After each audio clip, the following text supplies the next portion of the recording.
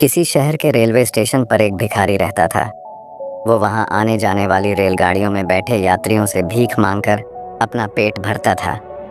एक दिन जब वह भीख मांग रहा था तो सूट बूट पहने एक लंबा सा व्यक्ति उसे दिखा। उसने सोचा कि यह व्यक्ति बहुत अमीर लगता है, इससे भीख मांगने पर यह मुझे ज़रूर अच्छे पैसे देगा। वह उस लंबे व्यक्ति से भीख मांगने लगा।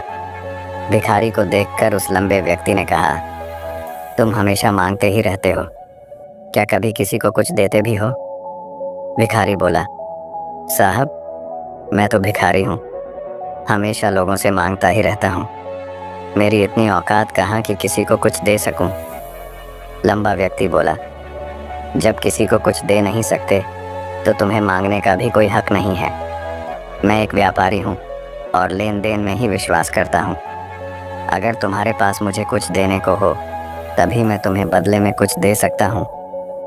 इतना कहने के बाद वह लंबा आदमी ट्रेन में बैठकर चला गया। इधर भिखारी उसकी कही गई बात के बारे में सोचने लगा। उस लंबे व्यक्ति के द्वारा कही गई बात उस भिखारी के दिल में उतर गई।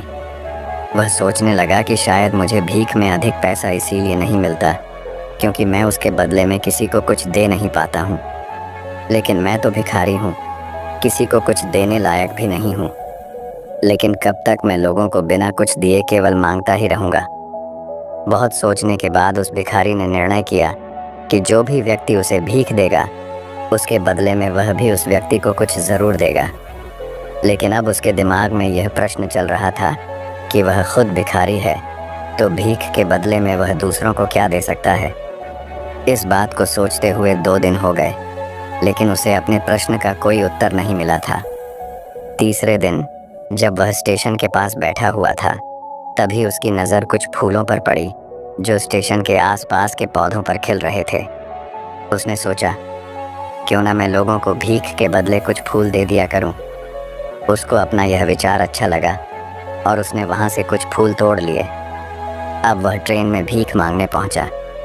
अब जब भी कोई उसे भीख देता तो उसके बदले में वह भीख देने वाले को कुछ फूल दे देता। उन फूलों को लोग खुश होकर अपने पास रख लेते थे। अब भिखारी रोज़ फूल तोड़ता और भीख के बदले में उन फूलों को लोगों में बांट देता था। कुछ ही दिनों में उसने महसूस किया कि अब उसे बहुत अधिक लोग भीख देने लगे हैं। वह स्टेशन के पास के सभी फूलों को तोड़ लाता था। जब तक उसके पास फूल रहते थे तब तक उसे बहुत से लोग भीख देते थे, लेकिन जब फूल बांटते बांटते ख़त्म हो जाते तो उसे भीख भी नहीं मिलती थी। अब रोज़ ऐसा ही चलता रहा। एक दिन जब वह भीख मांग रहा था तो उसने देखा कि वही लंबा व्यक्ति ट्रेन में बैठा है, जिसकी वजह से उसे भीख के बदले फूल देने की प्रेरणा मिली थी। वह तुरंत उस व्यक्ति के पास पहुंच गया और भीख मांगते हुए बोला, आज मेरे पास आपको देने के लिए कुछ फूल हैं। आप मुझे भीख दीजिए तो बदले में मैं आपको कुछ फूल दूंगा। उस लंबे व्यक्ति ने उसे भीख के रूप में कुछ पैसे दे दिए और भिखारी ने कुछ फूल उसे दे दिए। उस लंबे व्यक्ति को यह बात बहुत पसंद आई। वह बोला, वाह क्या बात है, आज तुम भी मेरी तरह एक व्यापारी बन गए हो। इतना कहकर फूल लेकर वह लंबा व्यक्ति अपने स्टेशन पर उतर गया। लेकिन उस लंबे व्यक्ति द्वारा कही गई बात एक बार फिर से उस भिखारी के दिल में उतर गई। वह बार बार उस लंबे व्यक्ति के द्वारा कही गई बात के बारे में सोचने लगा और बहुत खुश होने लगा। उसकी आंखें अब चमकने लगीं। उसे लगने लगा कि अब उसके हाथ सफलता की वह चाबी लग गई है जिसके द्वारा वह अपने जीवन को बदल सकता है। वह तुरंत ट्रेन से नीचे उतरा और उत्साहित होकर बहुत तेज़ आवाज़ में ऊपर आसमान की तरफ देखकर बोला, मैं भिखारी नहीं हूँ, मैं तो एक व्यापारी हूँ, मैं भी अमीर बन सकता हूँ। लोगों ने उसे देखा तो सोचा कि शायद यह भिखारी पागल हो गया है और अगले दिन से वह भिखारी उस स्टेशन पर फिर कभी नहीं दिखा। लेकिन 6 महीने बाद इसी स्टेशन पर 2 व्यक्ति सूट बूट पहने हुए यात्रा कर रहे थे। दोनों ने एक दूसरे को देखा तो उनमें से एक ने दूसरे से हाथ मिलाया और कहा, क्या आपने मुझे पहचाना? दूसरा व्यक्ति बोला, नहीं, क्योंकि मेरे हिसाब से हम लोग पहली बार मिल रहे हैं। पहला व्यक्ति बोला, नहीं, आप याद कीजिए, हम पहली बार नहीं बल्कि तीसरी बार मिल रहे हैं। दूसरा व्यक्ति बोला, मुझे याद नहीं, वैसे हम पहले 2 बार कब मिले थे? अब पहला व्यक्ति मुस्कुराया और बोला, हम पहले भी 2 बार इसी ट्रेन में मिले थे। मैं वही भिखारी हूँ जिसको आपने पहली मुलाकात में बताया कि मुझे जीवन में क्या करना चाहिए, और दूसरी मुलाकात में बताया कि मैं वास्तव में कौन हूँ। दूसरा व्यक्ति मुस्कुराया और अचंभित होते हुए बोला, ओह, याद आया, तुम वही भिखारी हो जिसे मैंने एक बार भीख देने से मना कर दिया था और दूसरी बार मैंने तुमसे कुछ फूल खरीदे थे।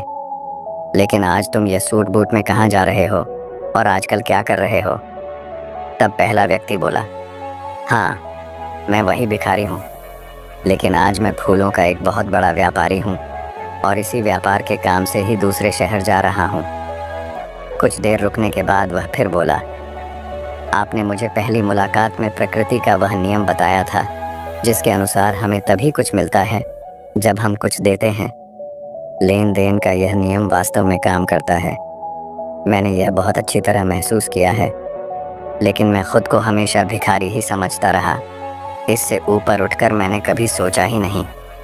और जब आपसे मेरी दूसरी मुलाकात हुई तब आपने मुझे बताया कि मैं एक व्यापारी बन चुका हूँ। अब मैं समझ चुका था कि मैं वास्तव में एक भिखारी नहीं बल्कि व्यापारी बन चुका हूँ। मैंने समझ लिया था कि लोग मुझे इतनी भीख क्यों दे रहे हैं, क्योंकि वह मुझे भीख नहीं दे रहे थे बल्कि उन फूलों का मूल्य चुका रहे थे। सभी लोग मेरे फूल खरीद रहे थे क्योंकि इससे सस्ते फूल उन्हें कहाँ मिलते। मैं लोगों की नज़रों में एक छोटा व्यापारी था, लेकिन मैं अपनी नज़रों में एक भिखारी ही था। आपके बताने पर मुझे समझ आ गया कि मैं एक छोटा व्यापारी हूँ। मैंने ट्रेन में फूल बांटने से जो पैसे इकट्ठे किए थे उनसे बहुत से फूल खरीदे और फूलों का व्यापारी बन गया। यहाँ के लोगों को फूल बहुत पसंद हैं और उनकी इसी पसंद ने मुझे आज फूलों का एक बहुत बड़ा व्यापारी बना दिया। दोनों व्यापारी अब खुश थे और स्टेशन आने पर साथ उतरे और अपने अपने व्यापार की बात करते हुए आगे बढ़ गए। दोस्तों, इस कहानी से हमें बहुत कुछ सीखने को मिलता है।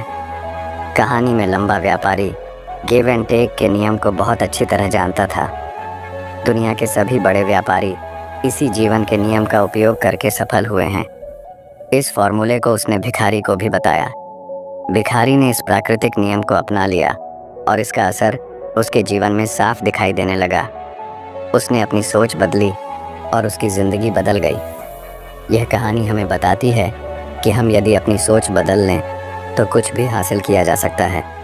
यदि हम खुद को छोटा समझते रहेंगे तो हम हमेशा छोटे ही बने रहेंगे। बड़ा बनने के लिए हमें अपनी सोच को बदलना होगा और ख़ुद के बारे में बड़ा सोचना होगा। कहानी का सार यह है कि सफलता आपकी सोच में छुपी होती है। खुद का आत्मसम्मान जगाइए, अपनी सोच को बड़ा बनाइए और देखिए कैसे आप सफलता के शिखर पर पहुंच जाते हैं।